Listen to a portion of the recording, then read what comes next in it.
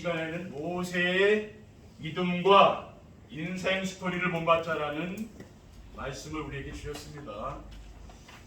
할렐루야. 옆에 계신 성도님들에게 축복의 인사를 나누겠습니다.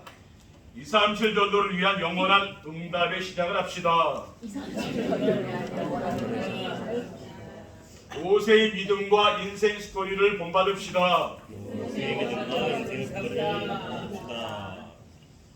지난 주일에는 하나님께서 요셉의 신앙과 인생의 여정을 본받자라는 말씀을 우리에게 주셨습니다. 요셉의 신앙과 인생 여정을 본받는 것은 요셉은 어린 시절에 세계 복음화의 꿈을 꾸었고 형들에게 미움을 받아 애굽의 노예로 팔려갔으며 요셉은 애굽의 총리가 되어 하나님의 절대 주권을 믿고 형들을 용서하였다고 하였습니다. 요셉의 신앙과 인생 여정을 본받으려면 인생 문제의 완전 해답인 오직 그리스도로 결론을 내야 하고 인생의 방향은 2, 3, 4 나라 5천 종족 살리는 일에 맞춰야 하며 하나님의 절대 주권을 믿고 강단 말씀을 순종하며 따라가야 한다고 했습니다. 237 전도는 플랫폼 전도이고 행복한 전도입니다. 행복한 전도란 우리 성도님들이 오직 복음으로 행복한 삶을 살며 주변 사람들에게 내가 누리는 행복을 나누어 주는 것입니다. 행복한 전도는 사람들을 찾아가는 것이 아니고 찾아오는 사람들에게 인생 문제의 원인과 해답인 오직 그리스도로 답을 주고 가정과 직장이 플랫폼이 되도록 하는 것입니다. 그래서 강단의 말씀을 붙잡고 하나님 우리와 함께 하시는 임마누엘의 축복을 누리기 위해서 매일매일 강단 말씀을 듣는 정시예배를 드리는 겁니다.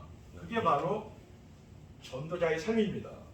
이 시간에는 모세의 믿음과 인생 스토리를 본받자라는 제목의 말씀을 통해 하나님의 크신 은혜와 축복이 임하시기를 주님의 이름으로 축원드립니다.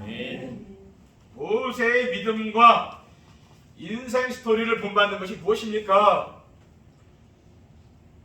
모세는 애굽 공주의 아들로 입양을 가서 40년을 왕궁에서 자랐어요. 모세는 어떻게 애굽 공주의 아들로 입양을 가서 40년을 왕궁에 자랐습니까? 레위 가족 중 한 사람이 가서 레위 여자에게 장가들었다고 했어요. 출애굽기 2장 1절 2절에 레위 가족 중 한 사람이 가서 레위 여자에게 장가들어 그 여자가 임신하여 아들을 낳으니 그가 잘생긴 것을 보고 석 달 동안 그를 숨겼다고 했어요.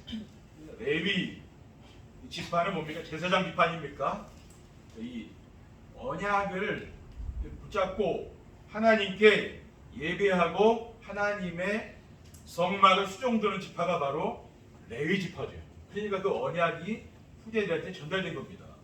바로 왕이 이스라엘 사람들을 박해하여 아들이 태어나면 다 나일강에 던지라 했어요. 그 나일강은 애굽의 신 아닙니까? 그러니까 제물로 드리라는 거죠. 이스라엘 백성들을 나일강에 던지라는 거예요. 그 아이들이 계속 이제 많이 나니까 애굽 사람들을 정복할 수도 있잖아요. 그러니까 전부 다 죽이라는 겁니다. 이런 시대에 모세가 태어났습니다. 그런데 모세는 나일강가에서 목욕하던 바로의 딸에게 발견되어 양자로 보게 됐어요. 그 바로 궁의 그 왕의 딸에게 발견된 겁니다.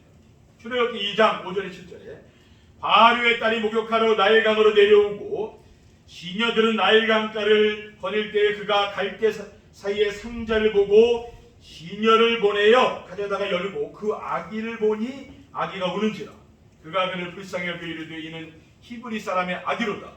그의 누이가 바로의 딸에게 이르되 내가 가서 당신을 위하여 히브리 여인 중에서 유모를 불러다가 이 아기에게 젖을 먹이게 하니까라고 했습니다. 그러니까 다 나일강에 던지라고 했으니까 갈대 상자에 담아서 아기를 띄어버린 거예요. 그것이 바로 왕의 딸이 목욕하러 갔다가 발견된 겁니다. 그래서 애굽 이제 왕궁으로 들어가게 된 거죠. 그래서 모세는 애굽 왕궁에서 자랐습니다. 그 양자로 간 겁니다. 그런데 그 모세가 장성하여서 이스라엘 민족이 이제 노예살이 했잖아요. 애굽에서요. 그 자기 민족이 고된 노동을 할 때에 히브리 사람을 괴롭히는 어떤 애굽 사람을 죽였어요. 왜 그러냐면은 그 당시에는 그 유모로 자기 엄마가 들어갔는데 오랫동안 젖을 먹였습니다. 그러면서 교육을 시켰어요. 젖만 먹인 거 아니고 너는 히브리 아니다. 어릴 때부터 교육을 시킨 거죠. 그러니까 자기는 왕자인데도 히브리 사람은 아닌 거 아니에요. 그러니까 자기 민족을 괴롭히는 애굽 사람을 죽였습니다. 출애굽기 2장 11절 12절에 모세가 장성함에 한 번은 자기 형제들에게 나가서 그들이 고되게 노동하는 것을 보더니 어떤 애굽 사람이 한 히브리 사람 곧 자기 형제를 치는 것을 본지라 좌우를 살펴서 사람이 없음을 보고 그 애굽 사람을 쳐 죽여 모래 속에 감춘이라. 그러니까 혈기가 왕성한 때잖아요. 그러니까 의분이 일어나서 죽인 거죠. 그래서 이제 모세가 이제 광야로 가게 됩니다. 모세는 미디안 광야에서 결혼을 하고 양치기로 40년간을 살았어요. 모세는 어떻게 미디안 광야에서 결혼을 하고 양치기로 40년간을 살았습니까? 모세는 이제 바로 왕에게 발견돼서 도망간 겁니다. 미디안 광야로 도망갔는데 그곳에 미디안 제사장 이도로라는 사람의 딸 시보라와 결혼하게 된 거예요. 그 이도로라는 사람이 이 사람을 받아준 거예요. 출애굽기 2장 21절 22절에 모세가 그와 동거하기를 기뻐하며 그가 그의 딸 시보라를 모세에게 주었더니 그가 아들을 낳음에 모세가 그의 이름을 게르솜이라 하여 이르되 내가 타국에서 나그네가 되었음이라 하였더라라고 했습니다. 그래서 모세는 처가살이를 하면서 장인 이도로의 양치기를 한 거예요. 그 광야에서 양치기를 했습니다. 그런데 어느 날 모세는 하나님이 불렀어요. 그 호렙산에 양을 치다가 호렙산에 하나님이 모세를 불렀습니다. 그래서 이스라엘 민족의 지도자가 된 거예요. 출애굽기 3장 4절 5절에 여호와께서 그가 보려고 돌이켜 오신 것을 보신지라 하나님이 떨기나무 가운데서 그를 불러 이르시되 모세야 모세야 하시매 그가 이르되 내가 여기 있나이다. 하나님이 이르시되 이리로 가까이 오지 말라. 내가 선 곳은 거룩한 땅이니 내 발에서 실을 벗어라. 떨기나무에 불꽃이 나타나는데 그게 뭡니까? 그게 이제 하나님이 나타나신 거예요. 말하자면 구약에 그렇게 이러한 불의 모습으로 하나님 나타났습니다. 그래서 하나님 음성이 들린 거죠. 하나님이 그때 모세를 부른 겁니다. 모세는 40년 동안 애굽 왕국에 자랐고요. 또 40년간은 미디안 광야에서 양치기로 살았어요.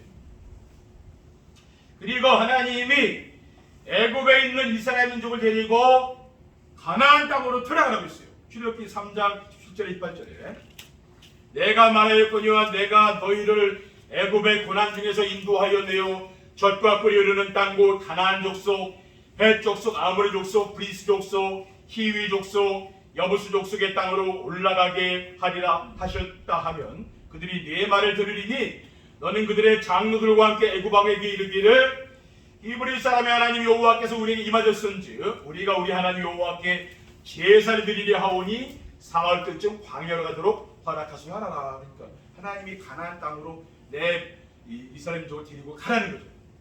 애굽에서 종살이하는 민족을 데리고 나가라는. 그러면서 이제 하나님께 제사 드리러, 하나님께 예배 드리러 이제 간다는 거예요.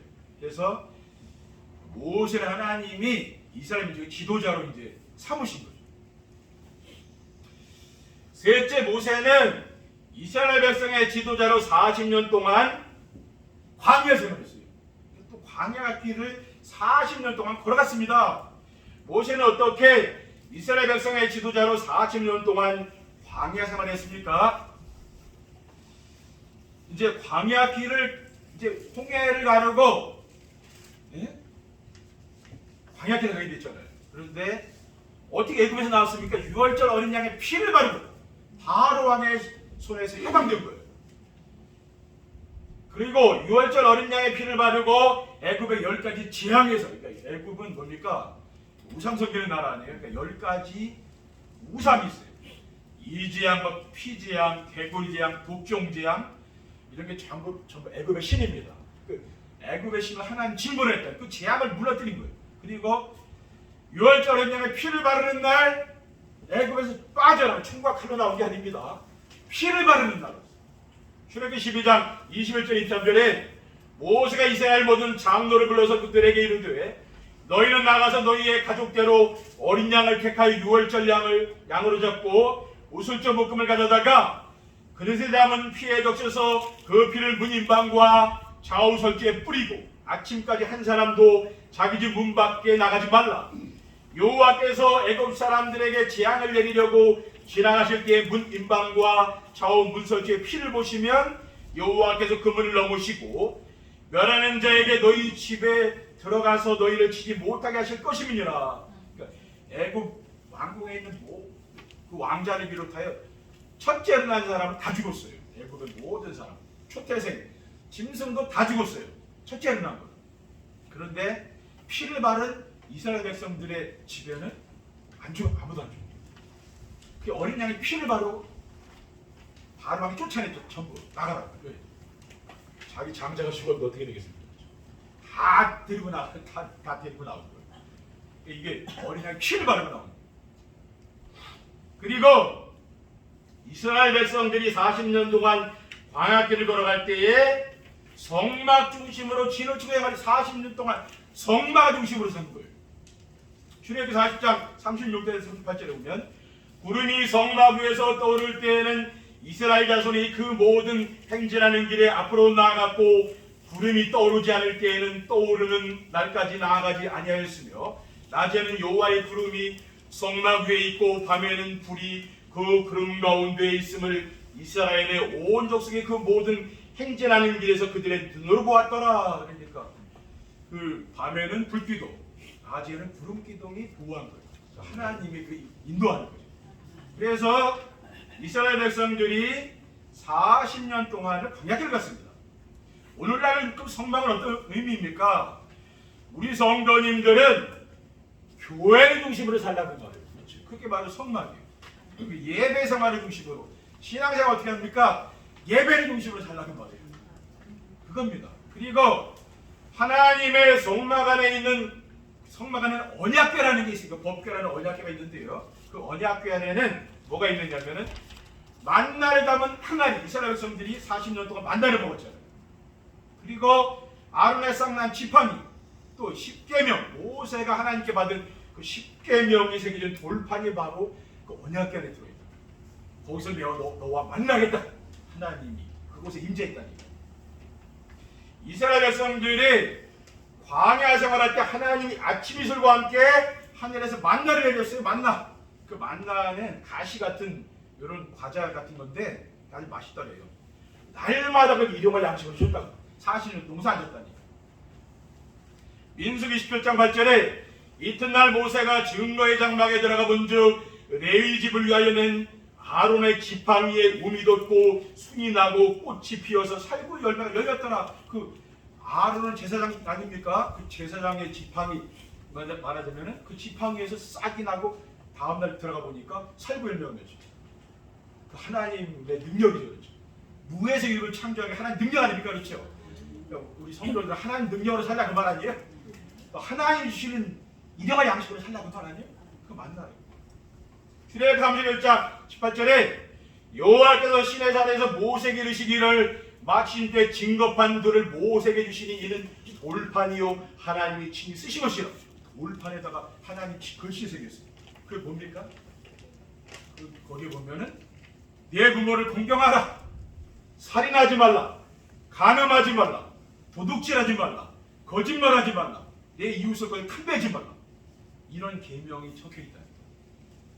왜 적어놨습니까? 지키며 살라는 말 아니에요, 그렇죠? 네. 모세의 믿음과 인생 스토리를 본받으려면 어떻게 하면 됩니까? 모세의 믿음과 인생 스토리를 본받으려면 인생 문제 해답과 미래의 방향을 알아야 됩니다. 인생 문제의 해답과 이 미래 방향을 우리가 왜 알아야 됩니까? 왜냐하면 인생 문제는 하나님 영생대로 지음받은 사람이 하나님을 떠나 자기 멋대로 사는 거예요. 세상 사람들은 하나님 어딘데 내 마음대로 살게 내버려두라 하잖아요. 그게 인생 문제야. 아담과 하와가 사탄의 유혹에 빠져 하나님 말씀을 불순종하고 창조주 하나님을 모르게 세상 사람들 하나님이 어디냐 이 밝은 대낮에 하나님 어디 있으면 갖고 와버리잖아요. 하나님 왜 믿냐? 왜 하나님 어디 있는데 믿어? 세상 사람은 그러지 않습니까? 창세기 2장 6절에 여자가 그 나무를 본즉 먹음직도 하고 보암직도 하고 지혜롭게 할 만큼 탐스럽게 나무인지라 여자가 그 열매를 따먹고 자기 함께 있는 남편에게 주면 그도 먹은지라. 그러니까 선악과를 따먹고 우리 인간의 생각 속 하나님이라는 게 없어졌다니까. 안 보이니까 없어진 거예요. 그렇죠? 세상 사람들 마음속에 하나님 없다니까. 그래서 그렇게 된 거예요. 로마서 1장 28절에 또한 그들의 마음에 하나님 두기를 싫어하며 하나님께서 그들을 그 상실한 마음대로 내버려 두사 합당하지 못한 일을 하게 하셨다. 그 마음에 하나님 두기를 싫어한다 그랬습니다. 하나님 믿으라 해도 안 믿잖아요. 그렇습니다. 하나님 모시기 싫잖아요. 내가 주인 노릇하며 살고 싶지 하나님 주인 노릇 섬기기 싫지 않습니까? 그러니까 안 모시는 거라고 말합니다. 그리고 인생 문제의 답은 모든 만물의 주인 되시는 창조주 하나님 만나서 함께 지르는 겁니다. 그러니까 하나님과 함께 살면 인생 문제 해결됩니다. 인간의 행사보증을 하시는 창조주 하나님을 만나서 그 하나님과 함께 지내는 길이 바로 예수 그리스도인 것을 믿으시기 바랍니다. 예수님께서 요한복음 10장 9절에 1절에 내가 아무리니 누구든지 나로 말미암아 들어가면 구원을 받고 또는 들어가며 나오며 꼴을 얻으리라. 도둑이 오는 것은 도둑질하고 죽이고 멸망시키려는 것뿐이요 내가 온 것은 양으로 생명을 얻고 더 풍성히 얻게 함이라고 했습니다. 그리고 미래의 방향은 어디 두면 됩니까? 237 나라 5천 정도 살리는 거죠. 그 세계복음화에 인생의 방향을 맞춰야 됩니다. 그리고 우리는 해외에 나가지는 않지만 뭡니까? 다문화 가정들이 많이 와 있잖아요. 그 가정들을 우리가 관심을 가지고 그들을 위해서 기도해야 되는 거죠. 해외에 나가 있는 선교사님들을 위해서 기도하고 또 우리나라에 또 우리나라 사람들과 결혼해서 와 있는 그 외국인들 있잖아요. 그리고 자녀들 있잖아요. 그 사람들 기도하라는 거겠죠. 그게 뭡니까? 그게 바로 우리에게 세계복음화라. 우리가 나갈 수는 없잖아요. 그렇죠? 둘째, 전도자의 삶으로 믿음의 그릇을 준비해야 됩니다. 어떻게 전도자의 삶으로 믿음의 그릇을 준비해야 됩니까? 우리는 뭡니까? 믿음의 그릇을 준비해야 되잖아요. 그래야 큰일 할 수 있잖아요. 전도자의 삶은 하나님이 우리에게 주신 언약을 붙잡고 사는 것입니다. 하나님께서 강단에 선포하신 언약의 말씀을 붙잡으면은 하나님이 우리와 함께 하시는 임마누엘 하나님 함께하는 축복을 누린다고. 언약은 1대지, 2대지는 미션, 3대지는 비전. 이렇게 지금 메시지가 나가고 있습니다. 그리고 전도자의 삶은 하나님이 우리에게 주신 미션을 실천하게 있다고 합니다. 하나님께서 강단에 선포하신 미션을 가지고 순종하게 되면 삶 속에서 전도가 되어지는 축복을 누리게 되는 줄 믿습니다. 그리고 전도자의 삶은 하나님이 강단해 주신 비전, 기도 제목이 있다고 말해요. 그러니까 내가 원하는 기도 제목도 있지만 진짜 기도 제목은 뭡니까? 강단해 주신 기도 제목입니다. 그걸 잡아야 됩니다. 하나님이 강단에 선포하신 비전을 붙잡고 기도하게 되면은 기도 응답의 축복을 누리게 되는 거죠. 그러니까 기도 응답 받으니까 뭡니까? 행복하지 않겠습니까? 그렇죠? 셋째, 전도자의 삶으로 각인 뿌리 체질을 바꿔야 됩니다. 어떻게 전도자의 삶으로 각인 뿌리 체질을 바꿔야 됩니까? 전도자의 삶은 뭡니까? 강단의 말씀, 하나님의 말씀 순종을 따라가는 거라고 했잖아요. 그렇죠? 자기 중심의 삶을 예수 그리스도가 주인된 삶으로 바꾸는 거죠. 그렇죠? 내가 주인이 아니라 그리스도가 주인이 되잖아요. 에베소 2장 3절에 전에는 우리도 다 그 가운데서 우리 육체의 욕심을 따라 지내며 육체와 마음이 원하는 것을 하여 다른 이들과 지친 본질상 진노의 자녀라고 했어요. 하나님 없으면 자기밖에 모르는 거 아닙니까? 그렇죠? 자기가 왕노릇하는 거잖아요. 세상에서. 하나님 없습니다. 그런데 갈라디아 2장 6절에 내가 그리스도와 함께 십자가에 못 박혔나니 그런 적 이제는 내가 사는 것이 아니요 오직 내 안에 그리스도에 산다 그랬어요. 나는 그리스도에게 죽고 십자가에서 내 안에 오직 그리스도가 산다고 했잖아요. 이제 내가 육체 가운데 사는 것을 나를 사랑하사 나를 위하여 자기 자신을 버리신 하나님 아들을 믿는 믿음 안에 사는 것이라고 했습니다. 그리고 물질 중심의 삶을 하나님 나라를 누리며 전하는 삶으로 바꿔야 된다. 세상 사람들은 다 물질 중심 아닙니까? 그렇죠? 돈이 하나님 아닙니까? 근데 이것을 하나님 나라를 누리는 삶으로 바꿔야 된다고 말합니다. 창세기 6장 1절에 사람이 땅 위에 번성하기 시작할 때 그들에게서 딸들이 나니 하나님의 아들들이 사람의 딸들의 아름다움을 보고 자기들이 좋아하는 모든 여자를 아내로 삼는다. 자기가 좋은 모든 사람을 아내로 삼았다. 그거 왜 그렇습니까? 물질 중심으로 되어 있기 때문에 그런 거 아니에요. 그런데 로마서 14장 17절에 하나님 나라는 먹는 것과 마시는 것이 아니요 오직 성령 안에 있는 의와 평강과 실학이라. 먹고 마신 그 하나님 나라가 아니고 뭡니까? 그 먹는 것은 그냥 먹으면 되는 거고 너무 잘뭐 살 빼기 힘들잖아요. 그것보다 하나님 나라를 누리라는 거예요. 주님이 주신 평안과 기쁨과 감사 있죠? 그 누리는 게 하나님 나라. 그리고 세상 성공 중심적인 삶을 어떻게 바꿉니까? 오직 성령 충만과 증인의 삶을 바꾸는 거예요. 세상 삶은 거의 성공에 맞춰 있는 거 아닙니까? 근데 우리는 그게 아니라 성령 충만의 삶을 바꾸라고 합니다. 전도서 5장 10절에 은을 사랑하는 자는 은으로 만족하지 못하고 풍요를 사랑하는 자는 소득으로 만족하지 아니하나니 이것도 헛되도다라고 했습니다. 그런데 부활하신 예수 그리스도에서 사도행전 1장 4절에 보면은 사도 함께 모이사 그들에게 분부하여 이르시되 예루살렘을 떠나지 말고 내게서 들은 바 아버지께서 약속하신 것을 기다리고 있어요. 8절에 오직 성령이 너에게 마시면 내가 권능받고 예루살렘과 유대와 사마리아 땅까지 이르는데 증인되리라. 그러니까 예수님께서 부활하신 그리스도의 제자들에게 부탁한 게 뭐예요? 성령 충만 받으라 그랬죠. 그래서 증인되라. 그겁니다. 그게 우리 성도들이 뭡니까? 바꿔야 될 거예요. 그래서 새해를 시작하면서 우리가 바꿔야 될 것을 올 한 해 동안 바꿔야 될 줄 믿습니다. 결론입니다. 모세의 믿음과 인생 스토리를 본받게 되면 어떻게 됩니까? 모세의 믿음과 인생 스토리를 본받게 되면은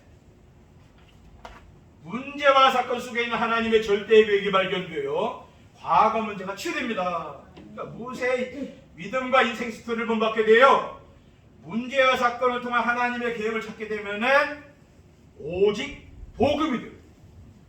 그러면서 과거의 상처가 치유됩니다. 왜냐? 하나님이 복음을 깨닫도록 그런 문제를 주셨다. 이렇게 깨달아지면 어떻게 됩니까? 상처가 치유되잖아요. 그러니까 감사하게 된 거예요. 과거의 그런 문제 때문에 내가 오늘 복음을 깨닫는 자리에 와 있는 거 그렇죠. 그래서 감사가 된다고. 둘째, 모세의 믿음과 인생 스토리를 받으면은 가정과 직장을 위한 하나님의 소원이 발견되어 현재 문제가 치유돼요. 그러니까 모세의 믿음과 인생 스토리를 받게 되면은 가정과 직장과 산업을 향한 하나님의 인도하심이 발견됩니다. 그러니까 성령의 인도를 받아서 성령의 인도를 받다 보니 흑암색이 무너집니다. 그러니까 하나님 나라가 이루어져요. 우리의 가정과 우리 산업 현장에 하나님 나라가 이루어집니다. 그러니까 오늘 문제가 해결되는 거죠. 마지막으로 모세의 믿음과 인생 스토리를 본받게 되면은 고난과 막대 속에 있는 하나님의 크신 뜻이 발견되어 미래 문제가 치유되는 겁니다. 그러니까 모세의 믿음과 인생 스토리를 본받게 되면은 고난과 막대 속에 있는 하나님의 크신 섭리가 우리에게 오는 고난 속에서도 하나님의 큰 계획이 있는 거예요. 여러분 질병을 통해서도 하나님의 큰 계획이 있다는 거예요. 그러니까 이 세상에 소망을 두고 사는 게 아닙니다. 그렇죠? 어디에 소망을 둡니까? 하늘나라에 저 천국의 소망을 두고 산다는 거예요. 그러니까 우리가 어떤 어려움도 믿음으로 인내하면서 사는 거죠. 인내하면서 살다 보니까 미래 문제도 해결되는 줄 믿으시기 바랍니다. 그래서 모세라는 사람을 하나님이 이렇게 크게 썼잖아요. 우리 성도님들도 모세와 같이 하나님께 크게 쓰임받기 바랍니다. 120세까지 썼다니까. 나이 들었다고 상관없습니다. 하나님 믿음 있는 사람은 쓰는 거예요. 믿음이 없는 사람은 쓸 수가 없잖아요. 하나님 뭡니까? 믿음 있는 사람을 불러서 여러분 지금까지 쓰시고 앞으로 세계 복음화를 위해서 하나님이 이 지역과 전 세계를 살리는 일을 위해서 하나님이 여러분을 부르신 것을 믿으시기 바랍니다. 여러분 보통 사람들이 아니에요. 그렇죠? 기도하겠습니다. 사랑의 하나님 감사합니다.